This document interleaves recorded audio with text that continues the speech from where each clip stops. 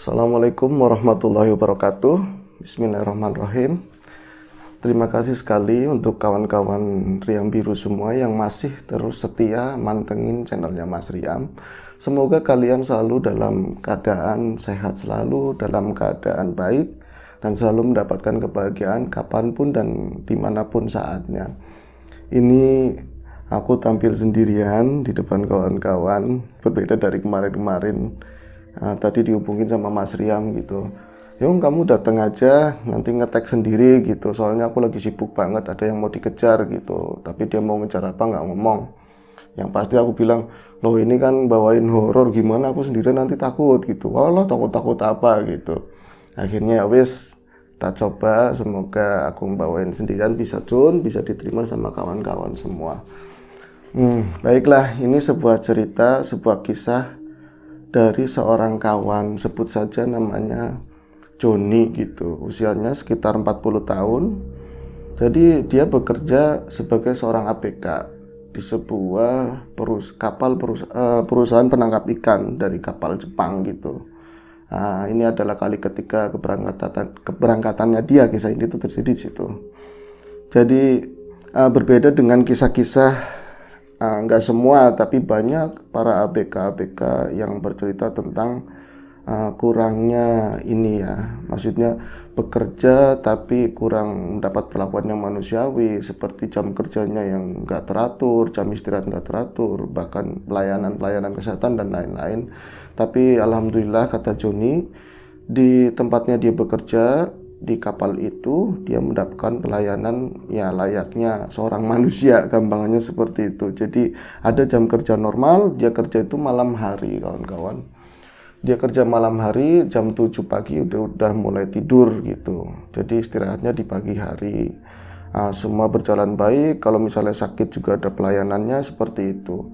Namun ya semua itu nggak masalah buat Joni dan sudah dijalani 2 kali dia berangkat ke sana, dan ini ada kali ketiga. Jadi yang pertama adalah 2 tahun, yang kedua 1,7 ya, 1 tahun 7 bulan, dan ini adalah kisah ini di keberangkatannya yang ketiga gitu. Jadi waktu itu yang membuat dia itu stres, kadang-kadang sedih, itu justru bukan masalah di kerjaan, tapi kerinduannya sama kampung halaman, terutama sama istri sama anaknya gitu.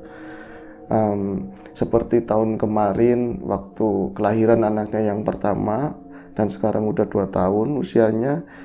Yang ketika dia berangkat kemarin pun istrinya sedang hamil besar gitu, dan praktis untuk persalinannya yang kedua dia juga nggak bakalan bisa menemani istrinya dalam proses persalinan tersebut. Pernah waktu itu dia pulang ke kampung ke sini, aku ketemu sama si Joni, dan di situ ada anak istrinya gitu.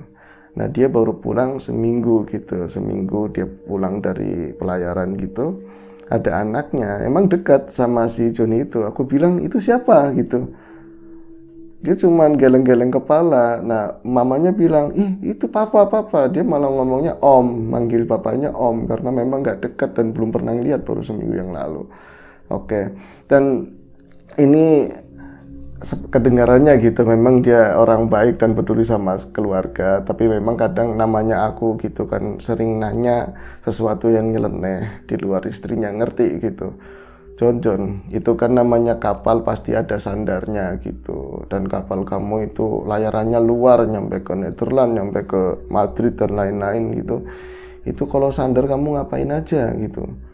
Apa mau jalan-jalan tok gitu? Kata dia, enggak juga. Semua wanita di seluruh dunia yang aku singgah udah aku cobain semua gitu. Walah, mantep, aku bilang gitu. Tapi ini nggak mau tak ceritain masalah kegiatan sisi lainnya Joni. Yang jelas ini ada cerita misteri di kali ketiga dia itu melaut gitu, berlayar. Ini adalah bulan ke-10, di mana waktu itu sering terjadi gelombang besar gitu. Jadi gelombang besar itu sampai mencapai puluhan meter. Untuk kapal sebesar itu dengan jumlah ABK sekitar 25 atau 30 orang, dan kebanyakan dari orang Indonesia alhamdulillah, dan yang lain dari ABK Jepang. Itu praktis, mereka nggak bisa melakukan kegiatan penangkapan ikan, tapi justru kapten sengaja membawa kapal itu di dekat-dekat pulau, itu pulau-pulau kecil di sana. Tapi Joni nggak bisa menyebutkan itu lokasinya di mana karena dia sendiri lebih konsen buat keselamatannya dia, dan dia nggak mau peduli ini ada di mana, yang penting pengen cepat selesai, pengen pulang seperti itu. Tapi yang jelas ini ada di sekitar Eropa kemana gitulah. Yang dia ceritakan itu sebulan sebelumnya dia pernah melewati perairan tertentu dan dirompak ada pembajak dari Somalia gitu, tapi alhamdulillah ketika dia masuk ke kapal tahu banyak orang Indonesia, pembajak-pembajak itu, perompak itu, dia keluar lagi gitu, nggak jadi. Alasannya apa nggak tahu, mungkin karena di Indonesia banyak pendekar atau apa, nggak ngerti deh. Nah, kembali lagi ke tadi, ini hari itu gitu Joni basah kuyup beserta teman-teman yang lain karena memang ombak itu sangat besar, sangat tinggi, dan kadang ada ombak-ombak atau gelombang gede yang lepas dari deteksi gitu, nggak ada pemberitahuan sebelumnya, tahu-tahu gulung gede gitu, seperti itu aja. Dan tadi sempat pontang-panting semua ABK dan juga kapten juga menyiapkan segala sesuatunya, dan menurut berita dari kapten bisa jadi ini akan berlangsung sampai sore. Jadi ombak sebesar itu bisa sampai puluhan meter. Dia ada di anjungan, bisa sampai kelempar ke atas begitu, sekali jatuh bisa lebih terhempas lebih dalam lagi gitu.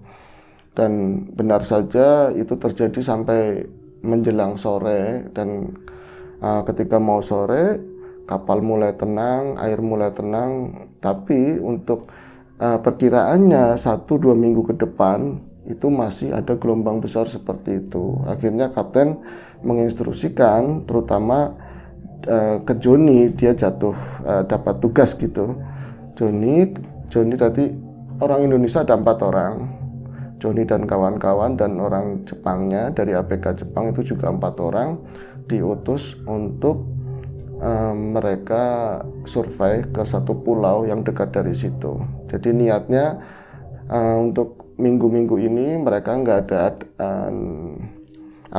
kegiatan penangkapan ikan, tapi mereka akan sandar karena memang terlalu berbahaya gitu. Alhasil Joni dan kawan-kawan itu melaju menuju ke pulau kecil itu dengan menurunkan 2 skoci, persiapan penerangan, dan alat-alat yang terbatas seperti itu ya. Nah, akhirnya ini ada sesuatu yang aneh buat Joni waktu itu. Jadi kok itu waktu di kapal memang kelihatan pulau itu kecil, hitam-hitam doang, ada kayak belundukan pulau begitulah, seperti gunung-gunung itu ya, layaknya kayak kita lihat pulau di atas air kan, seperti itu nampaknya gitu. Tapi yang aneh ketika diliatin, dipantengin Joni di atas koci, dia baru turun gitu kan, itu pulau kelihatannya 3, itu menjelang sore udah mau masuk ke malam gitu ya, udah mulai gelap. Itu pulau kok dua pulau gitu, kok pas dideketin makin deket gitu kan, itu jadinya itu satu pulau gitu. Itu Joni sempat ngucek-ngucek mata. Teman-teman yang lain baik dari yang ABK Jepang dan juga yang dari orang Indonesia itu sama sekali diam semua, kayak mereka semua merasakan hal aneh. Ini pulau kok begini, kelihatannya serem banget, dan di atas itu kontas ada bulan purnama, itu nampak benar-benar ya mencekam seperti itu. Pas dipantengin lagi kok malah makin deket, kelihatannya pulau itu 3 gitu, kayak melar tapi satu-satu sendiri-sendiri seperti itu. Nah, semakin deket lagi itu jadi satu lagi dan agak gede. Akhirnya mau nggak mau karena ini perintah dari atasan, mereka mendekat dan sampailah ke bibir pantai, ke bibir pulau itu gitu. Nah, karena memang pada umumnya gitu, kalau memang lama di laut, kita ngambang di laut sampai berbulan-bulan gitu, apalagi saat itu kata Joni sudah 9 bulan itu mereka nggak sandar sama sekali gitu. Makanya Joni dia prepare, aku turun, aku nggak bakal langsung jalan karena aku bakalan terjatuh, akan mabok darat. Tapi teman-teman yang lain ternyata lupa gitu, baik yang dari Indonesia dan juga ABK Jepang. Setelah mereka nyandarin skoci, mereka langsung jalan dan Alhasil mereka terjungkal-jungkal, terpelanting-pelanting seperti itu, dan itu membuat Joni tertawa terkekeh-kekeh gitu. Walaupun dia sendiri agak sempoyongan, jadi dia nggak langsung jalan, dia coba buat ini apa dulu ya, buat nyesuaiin diri, tapi dia juga ngeliatin teman-temannya seperti itu, dia ikut ketawa ketiwi gitu, dan yang lain juga akhirnya ikut ketawa. Nah, itu persis malam, udah gelap sama sekali, mereka makin tertawa dan tiba-tiba tawa mereka terhenti karena mereka mendengar ada tawa lain di belakang tawa-tawa mereka. Itu jadi yang mereka dengar itu tawa perempuan dan banyak gitu. Ada suara-suara tawa perempuan, gadis seperti tawa-tawa pemudi lah, perempuan itu ngikutin tawa mereka. Akhirnya mereka langsung berhenti ketawa gitu. Dan mereka saling berpandangan, lingak-linguk, apalagi Joni. Nah, orang Indonesia kan mistiknya kental gitu kan, walaupun dia nggak benar-benar mempercayai yang hal-hal gaib seperti itu, tapi Joni yang dinyatakan paling berani untuk ABK orang Indonesia aja sampai ngedon. Dia berpandangan sama Warto, asal Cilacap dan yang lain. Tok, kamu dengar toh? Iya. John apa John? Udah diem aja, diem. Itu tapi salah satu dari ABK Jepang justru dia menghunus kayak golok seperti itu. Dia kayak nantangin arah suara yang ketawa itu, tapi dengan bahasa Jepang yang Joni sendiri nggak tahu, walaupun udah 3 kali dia ikut pelayaran Jepang gitu. Dia namanya membabat-babat seperti itu, tapi nggak babat beneran, cuman seakan-akan nantang ke depan begitu ke arah rimbunan pohon-pohon itu. Dan Joni kok begitu ya, tapi ya wis lah, biarin aja. Dan mereka akhirnya berjalan semakin mendekat ke arah pohon-pohonan itu. Ada yang aneh, jadi dari jauh memang kelihatannya lebat banget pulau itu, nggak ada gundukan tanahnya atau apa, nampaknya cuman tumbuh-tumbuhan, pohon-pohon gede tapi rata seperti itu, seragam. Tapi benar saja pas udah deket, Joni kok ini pohon-pohonnya aneh. Kalau dari penglihatannya dia sih mirip seperti pohon bakau, dari jenis kayunya, daunnya seperti itu. Tapi kalau pohon bakau kan gilik begitu ya, dan terus dia memanjang ke atas lurus, hanya ada cabang-cabangnya yang menjadi seperti itu. Tapi kalau ini pohonnya justru bentuknya aneh, abstrak gitu, nggak terlalu tinggi tapi menyerupai seperti apa ya, patung-patung yang belum jadi begitu, kayak tubuh seorang perempuan. Jadi ada ya muka tapi belum jelas, ada leher seperti itu, ada ya namanya bagian sini ada dadanya lah, bilang begitu. Ada semua kayak komplit packagingnya perempuan gitu kan, tapi bentuknya berbeda satu sama lain. Itu pohon semua, kesana ke dalam, di center ke dalam sampai jauh pun pohonnya sama gitu.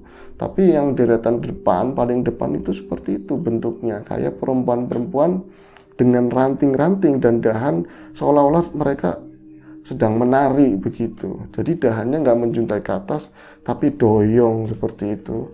Dan itu sangat aneh buat Joni, apalagi kalau misalnya ini bakau biasanya ada di pinggir dan nggak sampai tembus ke tengah ke sana gitu, kan jauh, airnya nggak ada gitu. Nah, sedang Joni sedang melihat seperti hal yang aneh, justru ABK-ABK Jepang tertawa kegirangan. Mereka justru merompat-lompat kegirangan. Tadi bentuk pohon-pohon yang seperti tubuh perempuan malah digrepein gitu, yang bentukannya diremas-remas, ditunggangin sambil ketawa ketiwi, seneng banget kayak gitu. Nah, itu perasaan Joni dan kawan-kawan dari Indonesia itu, loh ini kok begitu sama alam gitu, apalagi ini aneh. Jadi mulai ada kecurigaan di dalam diri Joni, ini bisa belai, ini kata orang Jawa, ini bisa menimbulkan petaka kalau gini caranya. Tapi karena memang tugas dari kapten, akhirnya Joni suruh survive. Dia ngeliat, oh ya kayaknya aman, nggak berpenghuni gitu pulau ini, dan memang cukup luas, pasirnya cukup luas, jadi kalau memang buat diriin tenda itu cukup aman gitu. Nah, selagi dia ngukur-ngukur, nyatet gitu, tahu-tahu ada teriakan dari sisi lain, itu dari sisi ABK Jepang gitu. Nah, Joni dan kawan-kawan dari Indonesia serta-merta langsung memburu mereka gitu. Ada apa ini? John, gitu kata si Warto dan yang lain. Ternyata itu ada salah satu ABK Jepang yang sedang dengan membabi buta, dengan arogansinya dia itu motong dahan-dahan yang seperti tangan-tangan yang menari itu. Dipotong lah, buat sama si ABK Jepang itu. Dan beberapa ABK Jepang yang lain, 2 orang, 3 orang cuma bisa ngeliatin cengok, nggak ngomong jangan atau stop atau apa. Nah, orang-orang ABK Indonesia juga ngomong seperti itu, jangan lakukan, jangan seperti itu nggak bagus gitu. Tapi mereka tetap ini, si ABK itu yang namanya belakangan diketahui Nakamura ya, taruhlah begitu namanya Nakamura, itu terus membabat dahan-dahan itu. Dan yang aneh lagi, dari center itu kelihatan yang keluar dari tebasan itu, jadi potongan dari dahan itu yang keluar itu warna merah dengan bau darah persis seperti itu. Jadi bukan getah, bukan air, ada tumbuhan-tumbuhan tertentu yang memang di dalamnya mengeluarkan air, ada juga getah yang berwarna merah seperti yang senang tanaman itu, misalnya tumbuhan Stevania itu kan kalau dibabat itu ada getah yang warna merah mirip darah. Kalau itu benar-benar anyir, baunya seperti darah persis. Dan Joni bilang stop jangan, tapi dia tetap seperti kesetanan, dia membabat begitu sampai dia puas sambil ketawa-ketawa. Kemudian dipotongin lah kayu-kayu itu yang gak beraturan, ya kira-kira semeter lebih, terus digulung sama dia sendiri, terus dipanggul sama si Nakamura, ditaruh di skoci begitu. Dia come on, bilang gitu katanya, come on, ayo kita wake up, kita jalan lagi pulang gitu. Akhirnya karena memang Nakamura juga salah satu ABK Jepang yang paling berpengaruh di sana, yang paling kuat, Joni juga ngindarin clash. Ya udah, yang penting tugas dari kapten udah oke, kita bisa sandar di sini, bisa istirahat di sini gitu. Mereka kembali lagi ke kapal gitu. Mereka menaiki skoci dengan dibagi 2. Jadi yang Jepang sendiri, yang Indonesia sendiri, seperti itu.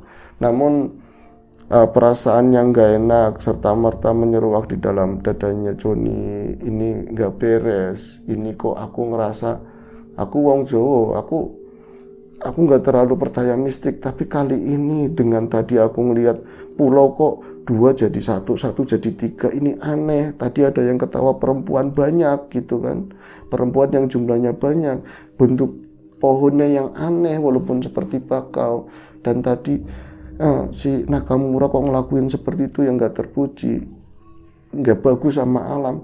Ini ini bakalan terjadi sesuatu seperti itu Joni gitu. Dan mungkin itu juga diamini oleh kawan-kawan yang lain. Praktis mereka cuma membisu, tapi dari ABK Jepang masih tetap ketawa ketiwi. Mereka sambil minum apa gitu, menuju balik ke kapal gitu. Di sekitar 20 atau 10 meter setelah dia dari bibir pantai menuju kapal itu, Joni curiga, aku kayak curiga, pengen ngeliat ke belakang gitu. Akhirnya dia nengok ke belakang, teman-teman, dan apa yang dilihat Joni itu benar-benar membuat Joni itu begidik gitu ya.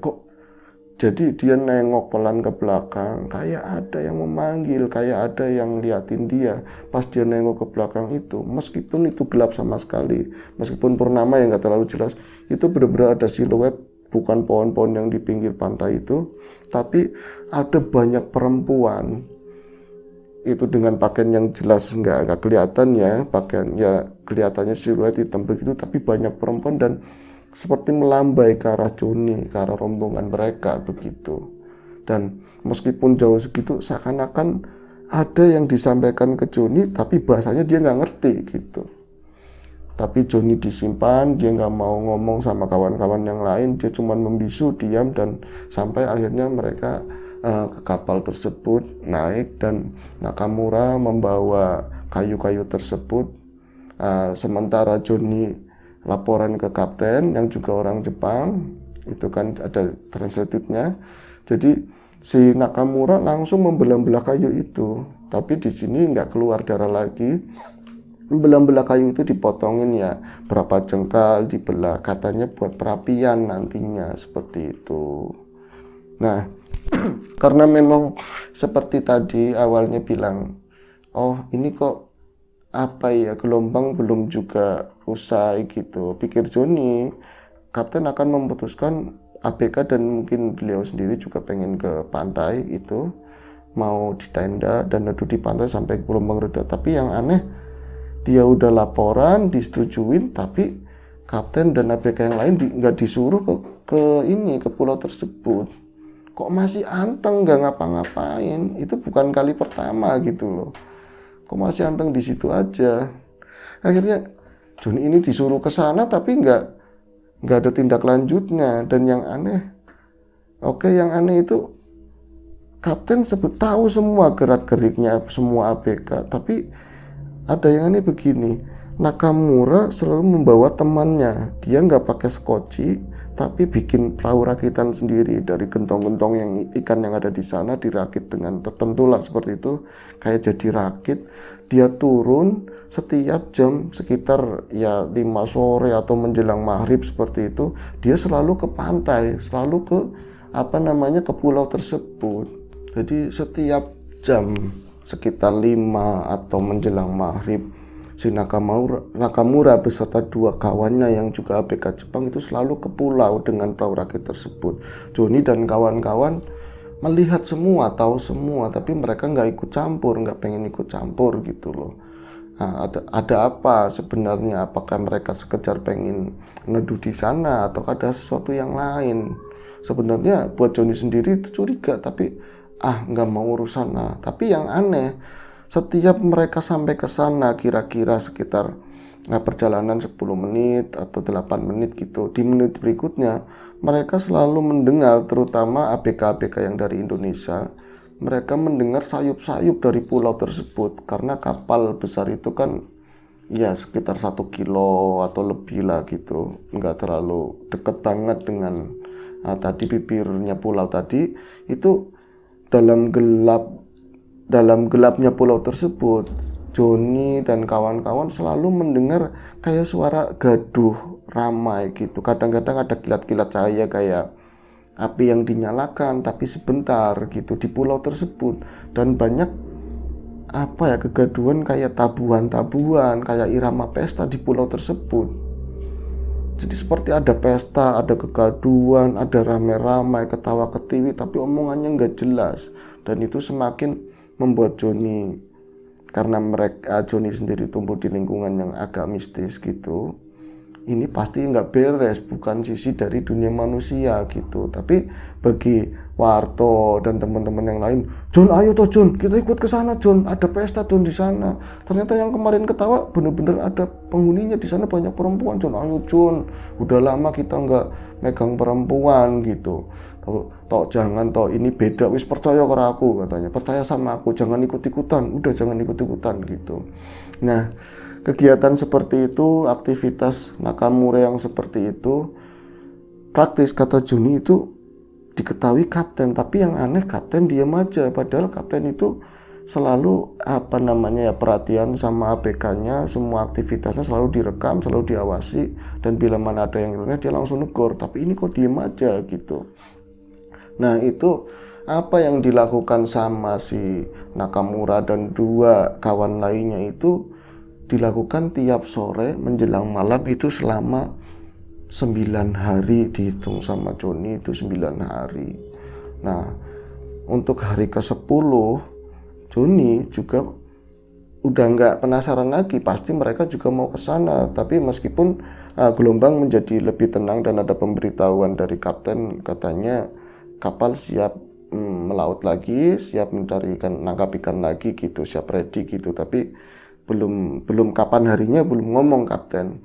Tapi malam itu, malam ke-10, ternyata Nakamura dan 2 kawannya itu nggak ke pulau tersebut, tapi justru dia kayak mengadakan pesta di kapal sendiri. Jadi ada kayak semacam geladak apanya itu, aku nggak ngerti masalah kapal. Yang jelas itu memang dibikin kayak sebuah pesta kecil untuk ABK Jepang khususnya. Mereka juga ngundang dari Indonesia, cuman dari kawan-kawan Indonesia dengan sopan mereka menolak. Ada minum-minum seperti itu. Yang aneh, kapten ikut serta gitu. Kaptennya ikut serta. Loh, kok aneh banget buat Joni. Ini nggak seperti biasanya. Harusnya kapten marah atau negur. Ada api di atas kapal, meskipun itu ada palet-palet yang memang anti api gitu, tapi ini cukup berbahaya kok. Kapten malah ikut-ikutan pesta, ada nyanyian, makan-makan gitu, minum-minum di situ. Itu dengan apa kayu-kayu kecil tadi itu yang dipotong-potong sama Nakamura di hari pertama itu kan udah kering, itu dibakar semua kayu itu perlahan buat api unggun seperti itulah. Nah yang aneh, Joni itu mantengin mereka itu sampai benar-benar larut malam di saat kawan-kawannya udah terlelap, tapi Joni penasaran ini sebenarnya lagi ngapain, kok aneh begitu. Jadi yang nampak dari Joni, mereka itu bukan berempat, bukan berempat. Jadi ABK Jepangnya itu ada 4 yang ikut serta rame-rame seperti itu, terus kapten 1. Kalau ABK yang lain itu ya bisa dibilang lebih banyak orang barunya nggak disertakan di pesta itu gitu. Jadi ada 5 orang, dari 4 dari Jepang dan 1 kapten itu ikut minum-minum di situ. Yang nampak dari penglihatannya Joni, kadang nampak kadang enggak, bukan berlima tapi banyak perempuan di situ. Jadi perempuan-perempuan itu menggelayut sama Nakamura, nyender, lenje seperti itu, nyuguhin minuman. Itu yang katanya Joni itu pakaiannya kok anehnya gini ya, yang pakaiannya aku nggak kenal, walaupun memang ini di luar negeri. Dari artis-artis tertentu pakaiannya mungkin aku nggak paham, tapi kok ini ada pakaian-pakaiannya seperti menutupin daerah dada, tapi ya agak ini loh, kayak simbol-simbol laut seperti itu. Mereka sangat-sangat cantik dan hampir semua bentuk tubuhnya sama. Kalau misalnya aku ngikutin kata si Joni, ngikutin naluriku, aku pengen ke sana, pengen sama-sama kita nikmatin suguhan itu. Tapi Joni sudah menangkap ini hal yang berbeda. Dia kan juga muslim, kadang dia nyebut istighfar gitu, itu nggak kelihatan sama sekali. Tapi ketika dia tenggelam ngeliatin mereka gitu, nampak lagi seperti itu. Akhirnya karena memang Joni nggak mau terlibat dan nggak mau tahu, dia mutusin masuk ke biliknya dia, ke tempat dia istirahat, dan dia nggak tahu lagi apa yang terjadi. Yang jelas malam itu dia terlelap dengan begitu nyenyaknya, begitu juga kawan-kawan yang lain. Biasanya ada beberapa teman dari Indonesia atau dari Jepang itu buat ngisi, karena memang kemarin off gitu, mereka mancing buat tambahan gitu lah. Itu praktis Joni tertidur, tapi tiba-tiba pagi itu Joni dibangunkan oleh Warto dan kawan-kawan yang lain. Jon bangun Jon, tangio, dibilang seperti itu. Apa sih, nggak biasanya kalian bangunin aku, kan ada beker gitu. Enggak, iki ciloko Jon, ciloko gitu. Ciloko apa? Cilaka ada apa? Udah ikut aja. Itu dia belum sempat ngucek mata, masih sempoyongan ngikutin apa tadi yang diomongin sama Warto dan kawan-kawan. Itu ternyata di Buritan, di bagian belakang sudah banyak ABK itu ngumpul di situ ngeliat ke bawah gitu. Dan apa yang terjadi itu membuat Joni begidik ya, dia ngeri dan sebagainya gitu. Ternyata di sana yang nampak di dekat baling-baling itu banyak darah yang sudah mulai turun ke laut, sisa-sisa darah seperti itu. Tapi ada beberapa baju-baju yang sobek, potongan-potongan tubuh seperti itu. Nah Joni bilang iku sopo. Nah si teman yang lain itu bilang itu Nakamura gitu, itu Nakamura. Dan yang lebih tragis lagi, nah jadi Nakamura itu karena kapal sedianya besok mau belayar lagi gitu, mau jalan lagi, ceritanya mau dipanasin kalau motor begitulah. Jadi baling-baling baru dinyalain, entah kenapa si Nakamura itu terjun ke situ, jadi tubuhnya itu terpotong oleh baling-baling seperti itu, jadi serpian-serpian seperti itu. Banyak yang lihat dan mereka berteriak, katanya khususnya dari ABK Jepang. Dan setelah Nakamura terjun diikuti oleh 2 orang yang tadinya selalu ikut Nakamura ke pulau tersebut, dan mereka nggak kena baling-baling tapi nancap di kayak semacam besi-besi atau apa yang bagian belakang, aku nggak tahu persis di cerita itu ya, tapi mereka dinyatakan meninggal dengan cara tragis seperti itu. Praktis Joni memang keras gitu, tapi dia juga bukan tipikal orang yang berani dengan darah. Dia cuma ngeliat sebentar dan mundur lagi untuk kemudian mual dan muntah seperti itu. Nah, teman-teman yang lain yang kuat ngeliatin dan banyak yang membantu mereka untuk naik ke atas, dinaikin ke atas gitu. Nah, itu taruhlah kejadiannya sampai situ. Joni masih kebayang dan coba dihubung-hubungkan oleh Joni apa korelasinya dengan apa yang terjadi 10 hari ini gitu. Tapi karena Joni juga nggak paham betul tentang hal seperti itu, dia cuma bisa diam dan menunggu gitu. Tahu-tahu malam harinya gitu, si kapten menyuruh seseorang dari Jepang yang bisa berbahasa Indonesia, ABK juga, memanggil Joni dan beberapa teman yang lain gitu. Jadi si Joni itu dipanggil oleh kapten itu, dikasih tahu, bilang kalau bahasa sininya gitu, John, kamu turunin skoci sama 2 orang, ulangin itu gitu. Dia nunjuk di sampingnya, dan itu yang bikin kaget Joni. Yang ditunjuk kapten itu ternyata adalah kayu yang dibawa oleh Nakamura sejak 9 hari 10 hari yang lalu gitu. Itu bagi Joni kan aneh, kayu itu kan udah kering, udah dibakar, kenapa gulungannya sama persis, kayunya sama persis, dan nampaknya kayu itu masih seger, masih basah. Nah, Joni cuma bilang, Tris, kayu gimana kapten? Pulangin, dia bilang seperti itu. Joni nggak bisa nentang, tapi dia masih ngeri. Akhirnya mau nggak mau dia sama 2 temennya nurunin skoci dan berniat untuk ngulangin kayu tersebut gitu. Singkat cerita, Joni itu turun lagi-lagi malam hari. Dia itu jalan sama kawan-kawannya ke ke pulau tadi.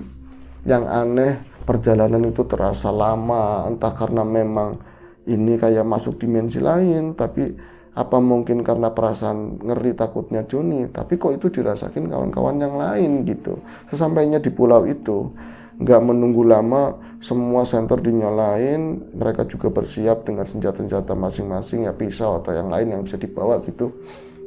Akhirnya tadinya Joni itu nggak permisi, itu dalam bahasa Jawa dia bilang permisi mbah, dia seperti itu ngomongnya. Saya nggak mau ikut campur, tapi saya mau mulangin kayu ini gitu. Nah, Joni itu semakin dia setelah turun ke bibir pantai itu, ke bibir pulau itu, dia turun menuju ke rimbunan pohon-pohon tadi. Nah, dia panggul itu kayunya sama temennya dan diletakkan di sampingnya, baru dia ngomong, permisi mbah gitu, saya nggak mau ikut campur, seperti itu.